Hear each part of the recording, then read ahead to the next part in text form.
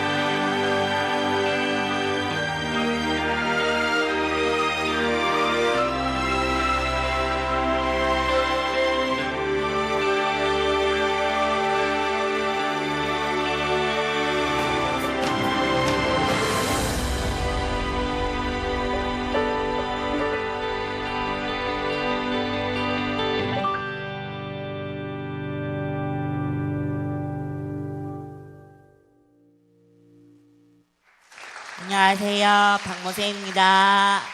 안녕하세요. 저는 모세 엄마 조영애 집사입니다. 이렇게 귀한 시간에 저희를 이곳으로 인도해 주신 하나님께 먼저 감사드리고요.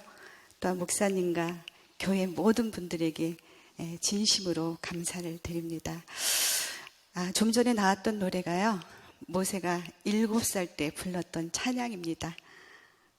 오늘 행복하세요?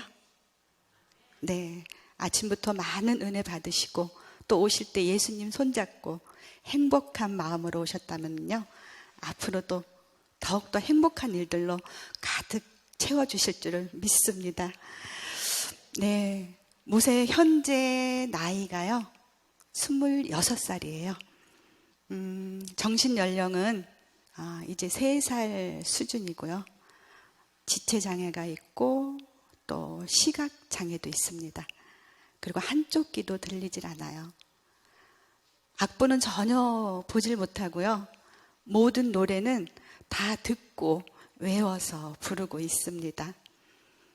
요즘 한절기라서 감기 안 걸리셨나 모르겠어요. 지금 모세는 감기가 걸려서 좀 어쩌면 찬양 중간에 기침이 나올 수도 있는데 그것도 은혜로 받아주셨으면 감사하겠습니다. 살아만 있어달라고 했던 아이였는데 하나님이 입을 열어 말을 하게 하시고요. 또 이렇게 노래까지 하게 하셔서 하나님 앞에 영광 돌릴 수 있는 이 귀한 시간 너무나 감사해서 모세가 하나님의 은혜라는 찬양으로 먼저 고백하는 시간을 갖도록 하겠습니다.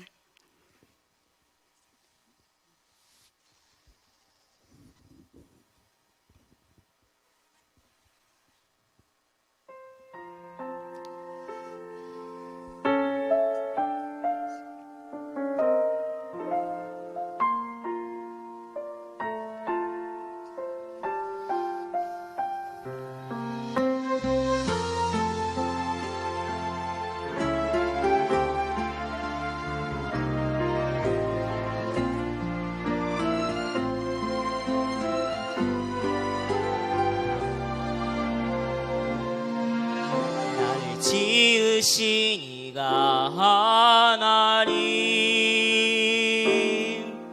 나를 부르신 이가 하나님, 나를 보내신 이도 하나님, 나의 나 된 것은 다 하나님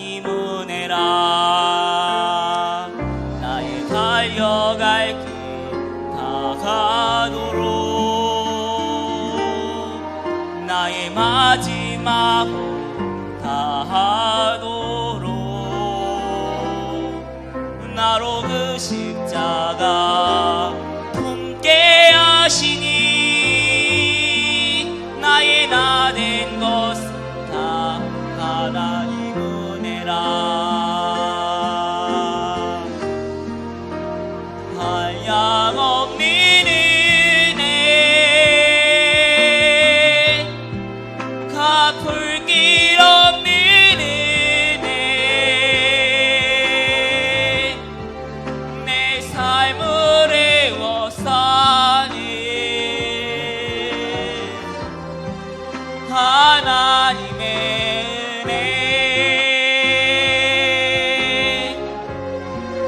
나 주저함 없이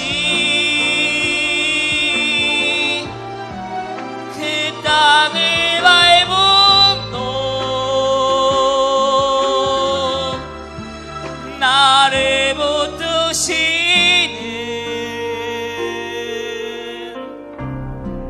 하나님의 은혜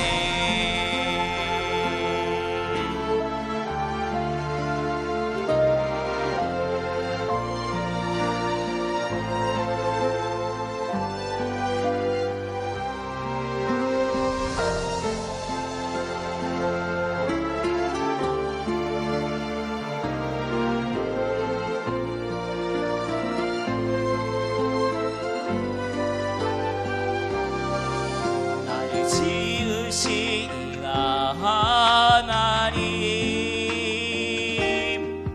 나를 부르시니가 하나님 나를 보내시니도 하나님 나의 나 된 것은 다 하나님 은혜라. 한량없는 은혜 갚을 길 없는 은혜 내 삶을 애워싸는 하나님의 은혜 나 주저함 없이 그 땅을 밟음도 나를 붙드시는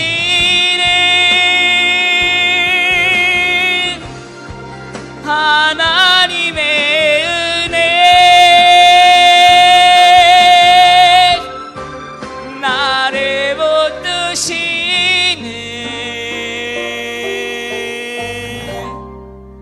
하나님의 은혜. 아멘.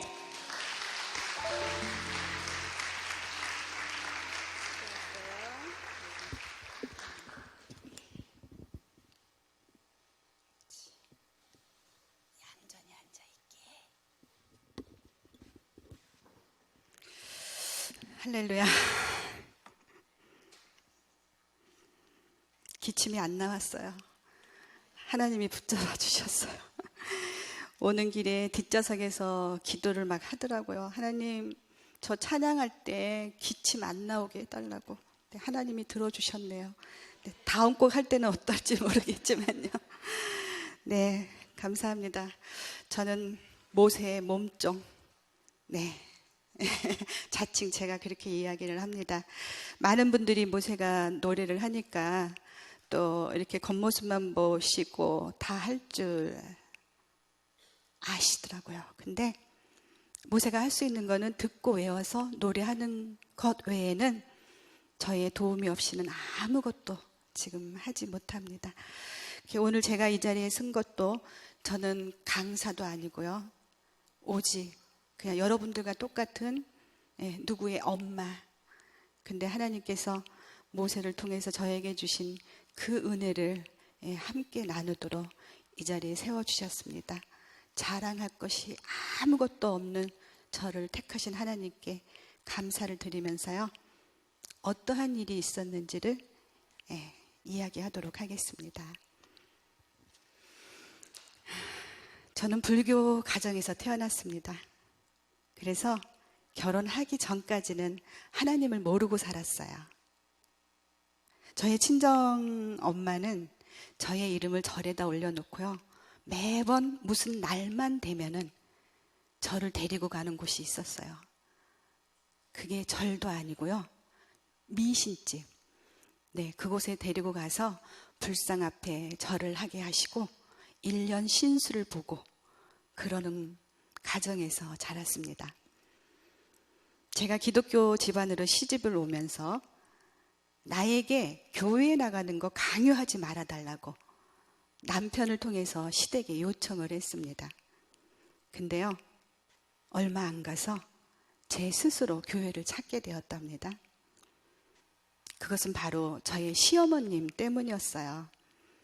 저보다 먼저 결혼을 한 친구들이 스트레스 풀기 위해서 모이면은요, 희한하게도 시어머님 그 이야기를 많이 했습니다. 힘들다는 표현을 그렇게 얘기를 했는데, 그런 이야기만 듣다가 저는 시집을 왔는데 저희 어머님은요, 조용히 그냥 기도만 하시는 분이셨어요. 그리고 상대방의 입장에서 모든 것을 배려해 주시는 분, 참으로 인자하시고 자상하시고 온유하신 분, 그 어머님의 모습을 보면서 우리 어머님이 섬기는 분은 과연 어떤 분인가 하고 궁금하게 되었답니다. 그래서 저는 교회를 나가기 시작했어요. 그리고 그때 제가 교회를 나갔지만 개인적으로 하나님을 만났다기보다는 저희 어머님의 하신 말씀이 생각이 났어요. 나에게 효도하는 것은 다른 거 다 필요 없다. 그저 예수 잘 섬기면 그것이 곧 나에게 효도하는 것이다 라는 말씀을 하셨기 때문에 나를 사랑해 주시는 그 어머님을 기쁘시게 해드리기 위해서 제가 교회를 열심히 다녔던 것 같습니다. 첫째로 예쁜 딸을 낳았어요. 그리고 주님의 은혜 안에서 행복한 나날을 보냈습니다. 둘째 아이 모세를 가졌을 때는 제가 묻지도 않았는데 이번에는 아들이네요 라는 의사 선생님의 말씀에 그 아들이라는 말이 왜 그렇게 기쁘던지요. 그저 길을 가면서도요, 제 입가에는 미소가 떠나질 않았습니다. 하지만 얼마 안 가서 우리 부부가 감당하기에는 너무나도 큰 시련이 닥쳐왔어요. 임신 4개월 말경에 초음파 검진을 하던 중에 의사분께서 아이의 머리 쪽인지 산모의 자궁 쪽인지에 무언가가 있는 것 같으니까 큰 병원에 가서 정밀 검진을 받아보라는 것이었어요. 그래서 저는 먼저 어머님께 말씀을 드리고 어머님은 목사님을 청해서 기도를 받게 하셨습니다. 그리고 수원에 있는 성 빈센트 병원에 가서 정밀 검진을 받은 결과 아이의 머리 뒤쪽 부분에 뼈가 형성이 되지 않는 부분으로 안에 들어 있어야 할 뇌가 밖으로 다 쏟아져 나와서 아이는 살 수 없다는 진단을 받게 되었습니다. 정말 엄청난 충격을 받았습니다. 저는 또다시 어머니께 말씀을 드렸어요. 그랬더니 어머님은 목사님을 청해서 또 예배를 드렸습니다. 그리고 오진일 가능성도 배대해주고 저희가 한 주간 동안 정말 간절한 마음으로 기도하고 재검진을 받기로 했습니다. 그때 저는 처음으로 정말 간절한 마음으로 주님 앞에 무릎을 꿇었습니다. 그리고 하나님 앞에 차라리 저에게 이상이 있게 해달라고, 지난번 결과는 오진이게 해달라고, 그렇게 간절한 마음으로 한 주간 기도한 후에 가서 검진을 받았지만 제 검진 결과도 마찬가지였습니다. 그리고는 의사분들한테 낙태 선고를 받았습니다. 저희는 또다시 하나님 앞에 예배를 드렸습니다. 그리고 사람의 생명은 하나님께 속한 것임을 믿고 기도했습니다. 카톨릭 계통의 병원이라서 낙태를 반대하지만 산부인과 의사분들 전체 회의에서 이러한 경우에는 도저히 의학적으로 살 확률이 없다라는 결론을 내리고요. 최종적으로 낙태 통보를 받았습니다. 산모도 위험할 수 있다는 결론까지 내렸습니다. 그래서 그때는 저희도 어쩔 수 없이 수술 날짜를 잡고 병원에 입원을 했어요. 환자복을 갈아입고 수술을 대기하고 있는데 목사님께서 또 신방을 오셨습니다. 그리고 사무엘상 1장 12절에서 18절 말씀, 한나의 기도라는 제목으로 예배를 드렸습니다. 수술 시간이 돼서 수술 침대가 들어오는 찰나에 그동안에는 아이에게 이상이 있어서인지 태동이 한 번도 없었는데요. 정말 미세하게 태동을 느꼈습니다. 그리고 하나님께서 그의 생명을 막으셨습니다. 저는 그 태동을 느끼면서 인위적으로 이 생명을 해하지 말아야 되겠다라는 생각이 들어서 수술을 하지 않겠노라고 했더니 그 간호사분께서 병원에 왔으면 의사의 말을 들어야지 목사의 말을 듣는다고 마구 언성을 높였어요. 사실 제가 잘못한 일이죠. 수술 준비 다 해서 지금 빨리 들어가야 되는데 이제 와서 수술을 하지 않겠다고 하니까 화가 날 만도 합니다. 근데 하나님이 하신 일을 제가 어쩌겠습니까? 근데요, 제 입을 통해서 하나님이 말씀하셨어요. 나는 목사님의 말씀을 듣는 게 아니라 하나님의 말씀을 듣는 겁니다 라면서요, 환자복을 벗고 옷을 갈아입고 병원을 나왔습니다. 그리고 입원과 퇴원을 반복하면서 10개월을 채워서 1992년 8월 4일 제왕절기를 통해서 모세는 세상에 왔습니다.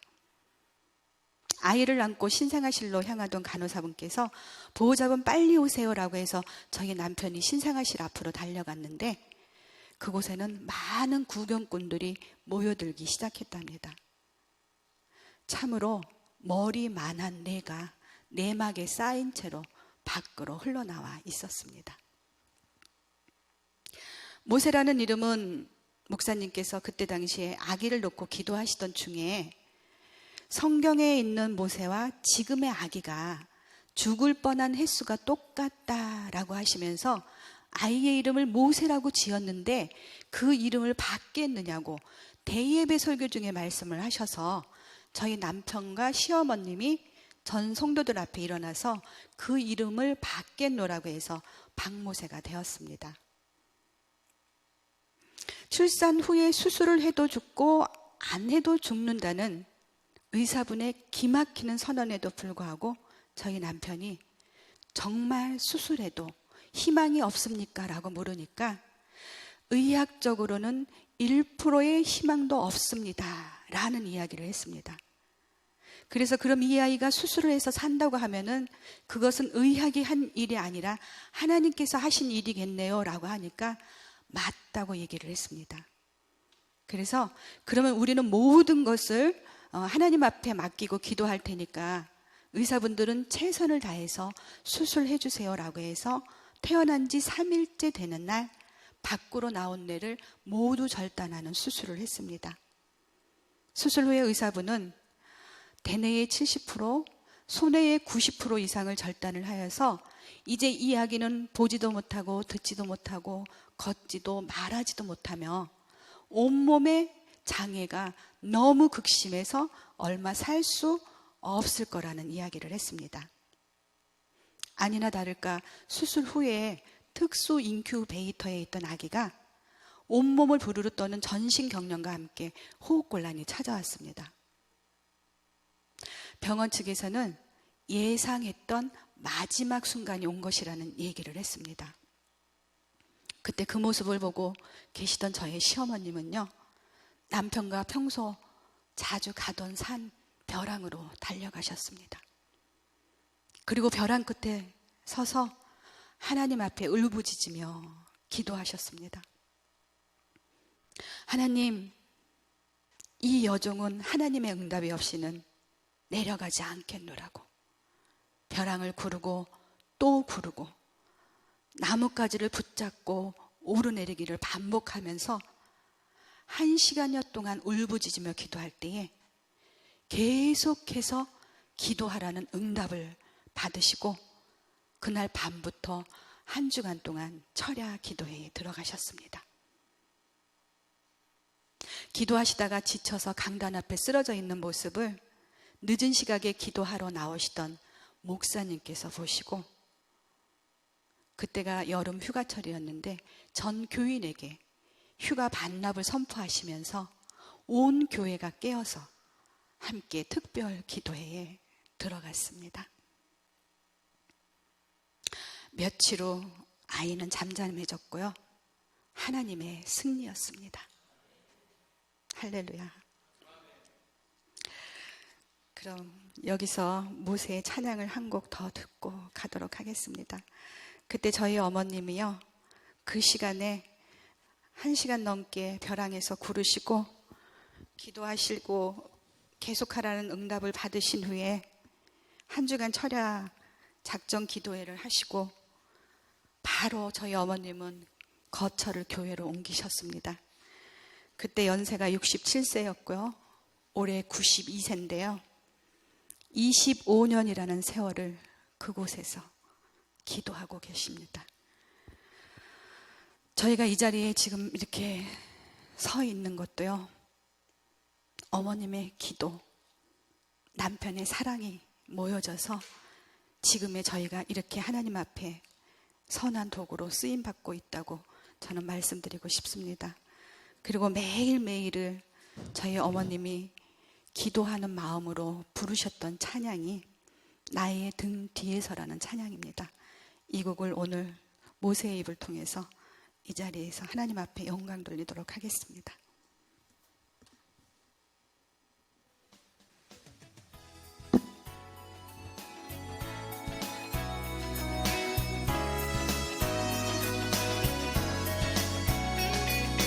나의 등 뒤에서 나를 도우시는 주, 나의 인생길에서 지치고 고나여 매일처럼 주저앉고 싶을 때 나를 밀어주시네. 일어나 걸어라, 내가 새 힘을 주리니. 일어나 너 걸어라, 내 너를 도우리. 나의 등 뒤에서 나를 도우시는 주, 영원히 길을 갈 때 보이지 않아도 지치고 고나여 넘어질 때면 다가와 손 내미시네. 일어나 걸어라, 내가 새 힘을 주리니. 일어나 너 걸어라, 내 너를 도우리.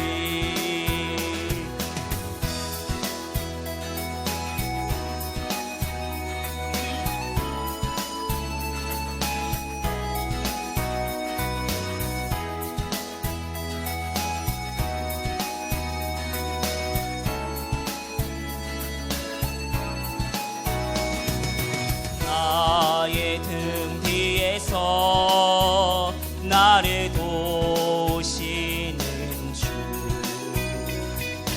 때때로 뒤돌아보면 여전히 계신 주,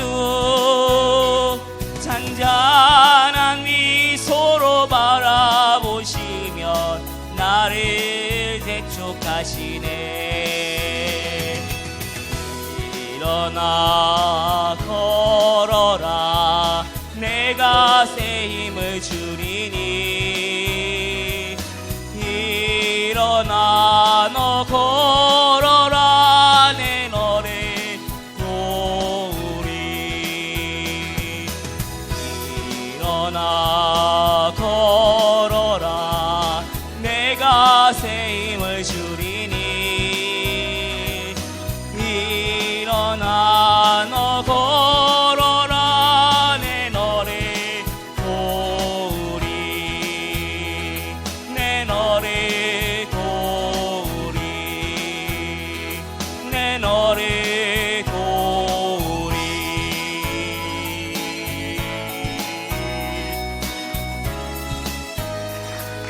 아멘.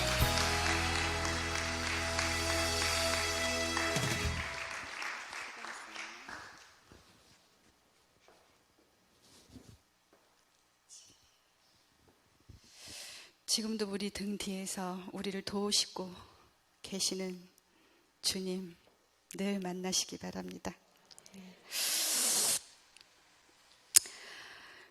그리고 한 달이 넘도록 인큐베이터에 있는 아기 어느 날 보니까 닌게루가 빠져 있더라고요. 그리고 병원 측에서 들리는 이야기는 병원에서 해줄 수 있는 일이 우유 먹여주는 일밖에 없다는 이야기를 듣게 됐습니다. 그래서 저희는 기도하면서 아이를 퇴원시키기로 결심을 했는데요. 아이의 몸무게가 미달이라는 이유로 거절을 하더라고요. 그래서 우리는 아이를 퇴원시킨 후에 아이에게 일어나는 일은 어떠한 것도 병원 측에 책임을 묻지 않겠노라는 각서를 쓰고서 강제로 퇴원을 시켰습니다. 그리고 바로 성전으로 달려갔고요. 그곳에서 목사님께 기도받고 집으로 데리고 왔습니다. 한 달이 넘도록 씻지도 못했을 아기를 좀 씻겨보려고 쌓인 볼을 펼치는 순간 저는 진짜 심장이 멎는 줄 알았습니다. 3살 난 딸아이는 아기를 가리키면서 엄마 이게 뭐야? 라고 하더라고요. 아이의 머리는 찌그러진 냄비 모양이었고요. 아이의 몸은 너무 말라서 뼈에 가죽이 핍이 틀어져 있어서 정말 가여우리만큼 비참한 모습, 그냥 숨을 쉬고 있다는 그 자체가 바로 기적이었습니다. 우유 한 모금 제대로 빨을 힘이 없어서요. 우유를 제대로 빨지를 못하더라고요. 간신히 어떻게 한 모금을 빨았는데 아이가 숨이 막혀버렸습니다. 저는 그때 하나님이 못에 데려간 줄 알았어요. 그래서 저는 그 자리에서 울고불고 있었는데 저희 어머님도 놀란 나머지 아기를 저한테서 뺏어가지고 마구 흔드시더라고요. 근데 어느 순간에 숨이 탁 터져 나왔는데 그 숨이 터져 나온 자세를 저희 어머님이 놓치지를 않으셨어요. 왼편으로 비스듬한 자세, 그 자세를 저한테 주시면서 이 상태로 한번 우유를 물려봐라 라고 하시더라고요. 아기도 힘든 자세, 저도 힘든 자세, 그 자세로 그때부터 아이에게 우유를 먹이기 시작했는데요. 힘이 없어서 정말 어쩌다 한 모금 빨기는 했지만 숨 막히는 고통은 없었습니다. 그렇게 해서 30분, 40분가량은 우유를 먹였는데 아이는 정말 5mm에서 30mm 아주 적은 양을 먹으면서도 살이 붙기 시작했어요. 그리고 잠들어 있는 아기 정말 못 들을까 싶어서 제가 아이의 이름을 불러봤습니다. 모세야, 모세야, 모세야. 큰 소리로 불러보고 방문을 세게 닫아도 보고 현관문을 발로 뻥뻥 차보기도 했지만 아이는 아무런 요동도 없더라고요.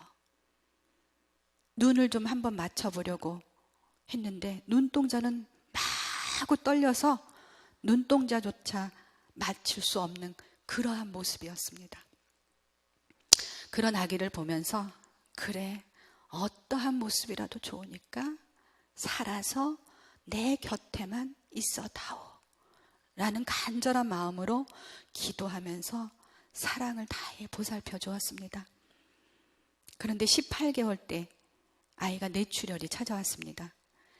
그 이유는요, 뇌를 잘라내면서 이렇게 뇌수를 흐르도록 하는 구멍이 사라져 버린 것입니다. 그래서 물이 머리에 차면서 그 조금 남아있는 뇌를 압박을 해서 뇌출혈을 일으켰다고 하더라고요. 이 아이는 1분 간격으로 숨이 끊어졌다 멎었다를 반복했습니다. 응급으로 수술을 하고 중환자실에 있는 아기를 보러 갔어요. 근데 그 작은 몸 어느 한 곳도 만져줄 곳이 없더라고요. 의료 장비가 몸에 주렁주렁 매달려 있고요. 피투성이가 된 얼굴에 산소 호흡기에 의존한 채 가냘픈 숨을 헐떡거리고 있었고, 머리에는 피를 뽑아내기 위해 구멍을 2개를 뚫어서 호수가 연결되어 있었습니다. 닌게르는 꽂을 데가 없었는지요, 목에 아슬아슬하게 걸려있는 것을 보면서 사람만 달라고 한 게 저의 욕심인 것 같아서 아이한테 너무나 미안해서 중환자실이 떠나가라 하고 통곡하며 울었습니다. 그때 옆에서 조용히 기도하고 계시던 저희 어머님께서 하나님의 선한 뜻이 분명히 있을 거다, 우리 믿고 기도하자 라고 해서 저는 또다시 어머님을 따라 기도했습니다. 그리고 한 달 후에 하나님께서 저희 모세를 그때 당시 뇌수종의 최고의 1인자이신 강준기 박사님을 만나게 하셨습니다. 지금 서울 성모병원이에요. 그때는 강남 성모병원이었는데, 그 박사님께서 모세를 수술해 주겠다라고 해서요, 이렇게 머리에 관을 받고 그 관에 호수를 연결해서 이렇게 목을 지나 윗속으로 뇌수를 흐르도록 하는 수술을 했습니다. 1년 후에 또 거기에 염증이 생기면서 관이 막혀서 뚫는 재수술을 해야만 했고요. 이렇게 해서 모세는 4번의 뇌수술과 뒤틀어진 다리를 교정하기 위해서 2번의 수술을 더하여서 총 6번의 수술을 했는데, 아이가 장하게도 잘 견뎌 주었습니다. 그럴 때마다 또 저희는 경제적인 어려움을 겪어야만 했습니다. 하지만 하나님은 그때마다 기도하게 하셨고요, 병원비만큼은 어떠한 방법으로든 하나님이 채워주셨습니다. 거기에 또 모자라서 저희 남편이 부도를 맞게 되었고요, 저희는 정말 절망할 수밖에 없었습니다. 갈 곳이 없었습니다. 벼랑 끝에 서야만 했습니다. 그런데 저희 남편이 그러더라고요. 우리는 지켜야 할 아이가 있다. 이제 우리는 더 이상 내려갈 곳이 없으니까 이제 올라갈 일만 남았다 라면서 희망적인 얘기를 저에게 해주었습니다. 그래서 저는 모세를 바라봤습니다. 내가 살아만 달라고 했던 아이, 지금 이 아이가 내 옆에 있는데 내가 딴 생각을 했다는 것이 하나님 앞에 너무나 죄스러워서 기도했고요, 바로 저는 일자리를 찾았습니다. 그래서 밤에는 목욕탕 청소를 했고요, 새벽에는 우유 배달을 하고요, 자판기 관리를 하면서 감사했습니다. 이 아이를 데리고 내가 일을 할 수 있다는 것에 감사를 했고요, 모세를 통해 주신 게 나에게 있는 것에 감사하는 법을 알게 하셨습니다. 많은 사람들이 10개 중에 9개를 갖고 있으면서도 나에게 없는 한 가지 때문에 힘들어하고 계신 분들이 많더라고요. 근데 하나님은 내게 있는 거, 나에게 있는 그 한 가지에 감사하게 하셨습니다. 그래서 저는 그냥 무조건 감사했습니다. 그랬더니요, 제가 그렇게 고생을 했는데도 참 하나님의 은혜예요. 저보고요, 어디 가면 청담동 사모님 같대요. 죄송합니다. 네, 참 그것도 너무나 감사해서 제가 날마다 참 눈물로 하나님 앞에 감사하다고, 감사합니다 하나님 하고 기도한답니다. 그리고 하나님은 우리의 기도를 들어주셨어요.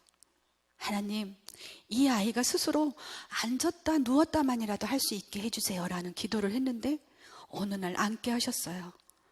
하나님, 서게 해주세요 라고 기도했는데 서게 하시고 걷게 하셨습니다.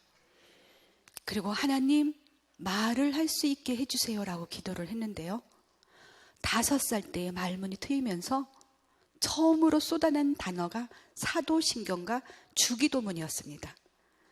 자기의 신앙을 고백이라도 하듯이 그런 단어들을 줄줄이 쏟아내서 하나님 앞에 영광을 돌리고요, 많은 사람들을 놀라게 했습니다. 7살 때에 재롱잔치에서 노래를 한번 시켜봤는데요, 그 노래를 들은 많은 사람들이 뭔가 진한 울림이 있다는 거예요.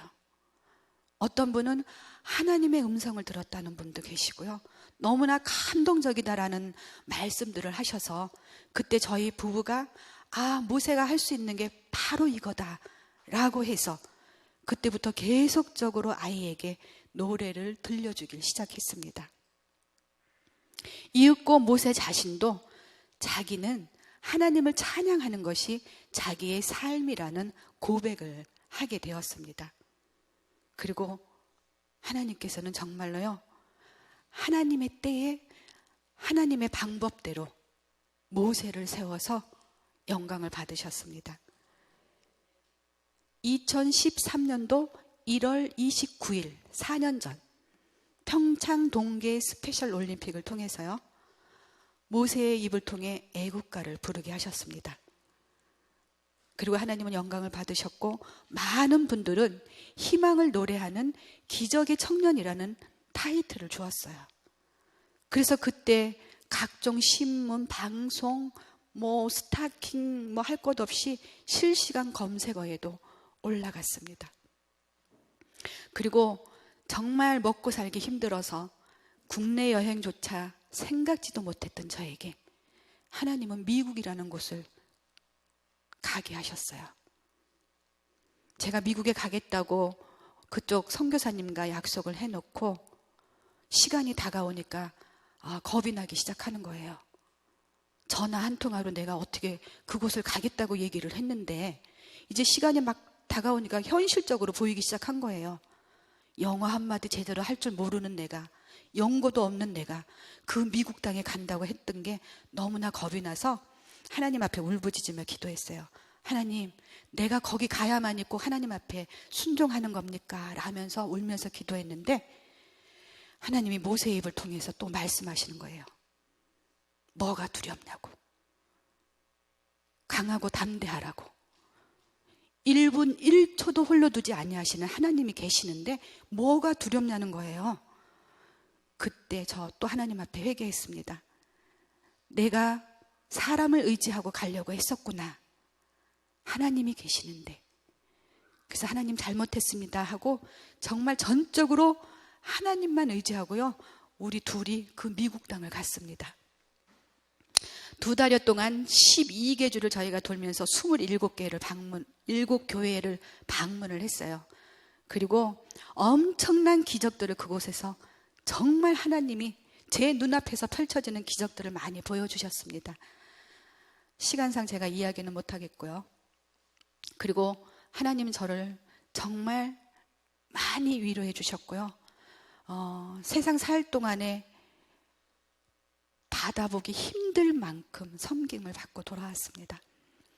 그리고 그 해 또 10월에 저희가 보름 동안에 걸쳐서 샌프란시스코, 시애틀, 캐나다 밴쿠버를 갔습니다. 장애 사역을 하시는 선교사님들과 또 장애아를 키우면서 힘들어 하시는 분들과 함께 하나님의 사랑으로요, 서로 위로하고 희망을 나누고 감동을 전해주고 왔습니다. 그리고 또 14년도에 세계 장애인의 날 기념 행사가 뉴욕의 UN 본부에서 있었는데 거길 또 보내셨어요. 일주일 동안. 그래서 거기서 또 하나님을 찬양하며 많은 기립박수로 하나님 앞에 영광을 돌리고 돌아왔습니다. 그리고 또 이번에는 그냥 모세와 좋은 추억 하나 만들자고 KBS에 나갔는데요. 그건 저희가 신청해서 나간 것도 아니었어요.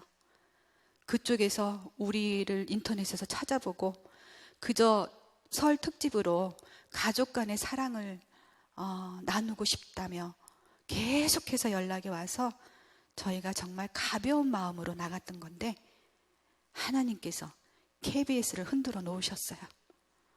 정말 놀라운 일이 일어난 거예요. 공영방송에서 우리 시간이 13분이 나왔더라고요. 그냥 간증을 다 해줬어요. 그랬더니 그냥 뭐 대형교회 목사님들이 그냥 저한테 전화를 하셔가지고 힘들게 전화를 했다는데 사실 제가 너무나 민망하더라고요. 정말 이렇게 보잘것없는 저에게 대형교회 목사님들이 그냥 전화를 하셔서 20일 만에 연락을 했습니다. 간신히 알아냈습니다. 이러면서 하는데 저는 민망했지만 하나님이 하신 일이기에 그저 감사했습니다. 저희가 5월 달에 이제 또 중국 선교를 가게 되어 있습니다. 생각나시는 대로 기도해 주세요.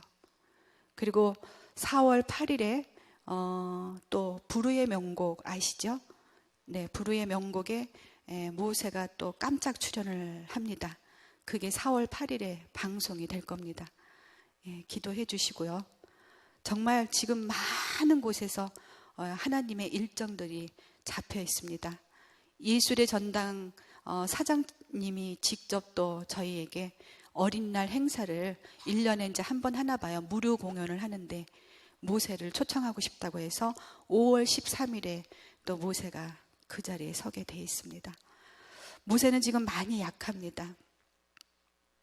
그래서 감기는 뭐 1년 내내 달고 있고요. 또 경기를 합니다. 그래서 하나님 은혜로 대학교를 백석예술대학교를 들어갔는데 한 학기 남겨놓고 계속 경기를 하고 이러는 바람에 건강상의 이유로 휴학을 했었는데 올 2학기에 이제 다시 복학할 예정입니다. 기도해 주세요. 모든 일정 잘 감당해서 한 영혼이라도 하나님께로 돌아오는 기적이 일어나도록 기도를 부탁드립니다. 의학적으로는 보지도 못하고 듣지도 못하고 말하지도 걷지도 못하며 온몸의 장애가 너무 극심해서 얼마 살 수 없을 거라던 의료진들의 말을 모두 뒤집고요. 비록 부족하지만 보지요, 듣지요, 말하지요. 거기다 노래까지 하게 하셨습니다. 그리고 잘린 뇌를 다시 자라게 하셨습니다. 모세가 머리에 관박는 수술을 하고 난 후에 1년에 한 번씩 MRI 촬영을 합니다. 그때에 의사분께서 보시더니 뇌가 많이 채워졌네 라는 말씀을 하신 거예요. 그래서 이렇게 뇌가 채워질 수 있는 겁니까? 라고 물으니까 의학적으로 무엇라 설명할 길이 없다라고 해서 하나님이 하신 일임을 증명했습니다. 저희가 미국에 갔을 때 장로님이셨는데요. 뇌신경학을 전공하신 박사님이셨어요. 그분이 이 연구하신 결과가 그냥 일반적인 뇌수종으로 인해서 뇌수종 수술을 하고 난 다음에 이게 물이 빠지면서 웅크리고 있던 뇌가 이렇게 펴지는 거는 연구가 됐답니다.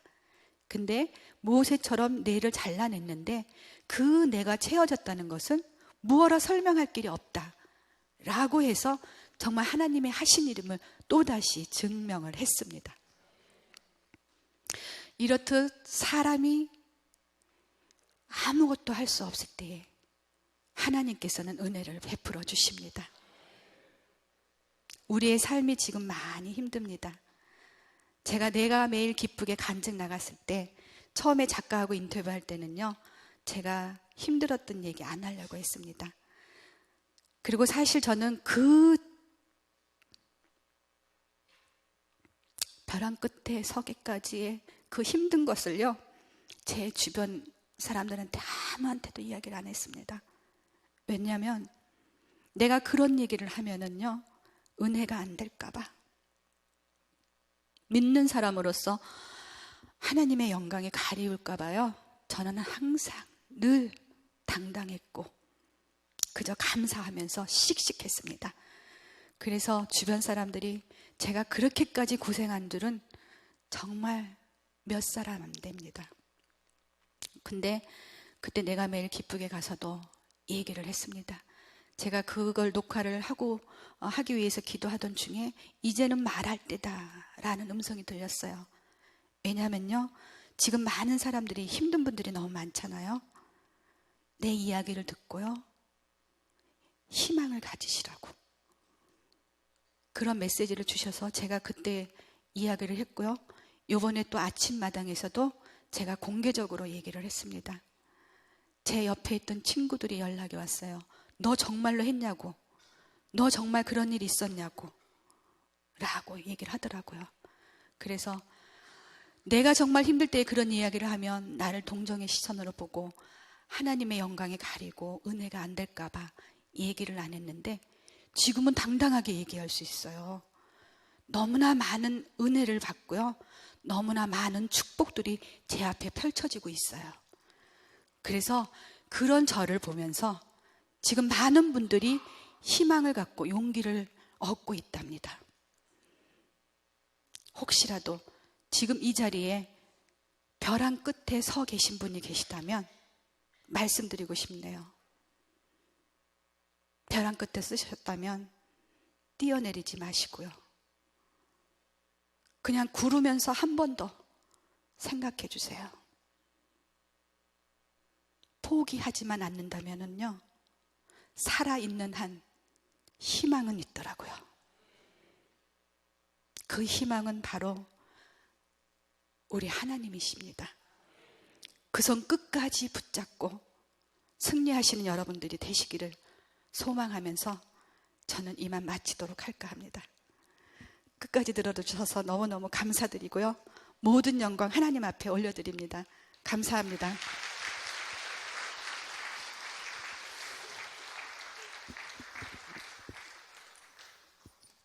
이번에는요, 모세가 7살 때 자기는 하나님을 찬양하는 것이 자기의 삶이라는 고백을 했습니다. 그래서 하나님이 축복해 주셔서 지금 많은 곳에서 하나님 찬양할 일이 많은데요, 그것을 고백하듯이 사명이라는 찬양을 마지막으로 들려드리면서 마치도록 하겠습니다.